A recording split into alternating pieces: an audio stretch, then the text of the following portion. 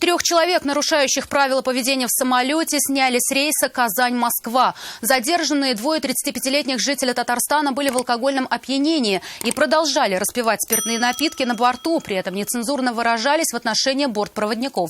Также себя вел и 36-летний житель Москвы. На замечания они не реагировали. Тогда командир воздушного судна принял решение отказать данным пассажирам в полете. Их высадили с самолета и составили административные протоколы за невыполнение правил поведения при чрезвычайной ситуации или угрозе ее возникновения. Кроме того, все 3 привлечены к административной ответственности за мелкое хулиганство, а жители Татарстана еще и за распитие алкоголя в запрещенных местах. Вызов 112 – это главное происшествие Татарстана. Смотрите на нашем сайте и на YouTube-канале ТНВ. Подписывайтесь!